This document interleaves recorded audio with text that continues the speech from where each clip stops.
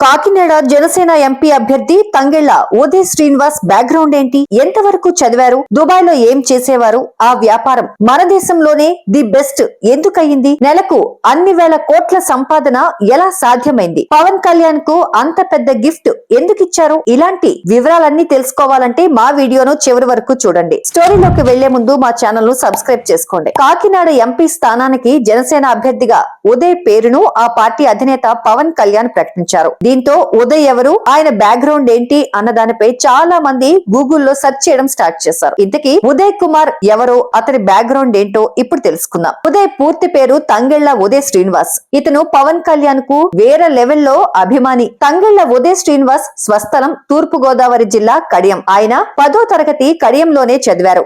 Inter మాత్రం పుదుచ్చేరికి వెళ్లి చదువుకున్నారు. ఆ తర్వాత టిఆర్ఆర్ ఇంజనీరింగ్ కళాశాలలో డిగ్రీ పూర్తి చేశారు. తర్వాత సాఫ్ట్వేర్ ఇంజనీర్ గా పనిచేశారు. ఆ తర్వాత దుబాయ్ లో కొంతకాలం వరకు పనిచేసి బాగానే సంపాదించారు.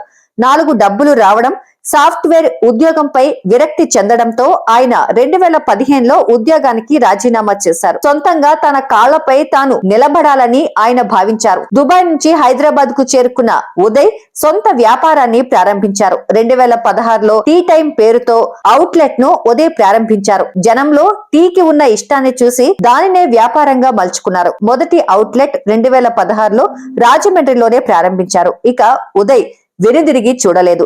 2016లో 100 అవుట్లెట్ ను 2 తెలుగు రాష్ట్రాల్లో ప్రారంభించారు. ఏడాదికి 2 కోట్ల రూపాయలకు పైగా టర్నోవర్ సాధించారు. ఇక అంతటితో ఆగకుండా ఇండియా మొత్తం 3000కు పైగా అవుట్లెట్ ను ప్రారంభించి తన వ్యాపారాన్ని మరింత విస్తరించగలిగారు. నెలకు 35 కోట్ల రూపాయల ఆదాయం, ఏటా 400కు పైగా టర్నోవర్ తో వ్యాపారాన్ని అభివృద్ధి జరిగేలా చేయగలిగారు. టీ టైం ఉదయ్ గా ఆయన ఇంటి పేరును కూడా మార్చుకున్నారు. వారాహి వాహనం ఇచ్చి సహజంగా పవన్ కళ్యాణ్ కు వీరాభిమాని కావడంతో ఆయన జనసేన పార్టీకి మద్దతుగా నిలిచారు. పవన్ కళ్యాణ్ ప్రచారం నిర్వహించడానికి తన సొంత ఖర్చుతో వారాహి వాహనాన్ని కూడా తయారు చేయించి ఇచ్చాడంటారు. వారాహి వాహనంపై పవన్ కళ్యాణ్ పెద్దగా ప్రచారం చేయకున్నా ఆ వాహనంతోనే పవన్ ను ఉదయ్ ఆకట్టుకున్నారని పార్టీ నేతలు చెబుతుంటారు. ఆయనకు తొలుత పిఠాపురం టికెట్ ఇవ్వాలని భావించినా అక్కడ పవన్ కళ్యాణ్ పోటీ చేస్తుండటంతో ఉదయ్ ను కాకినాడ ఎంపీ అభ్యర్థిగా ప్రకటించారు.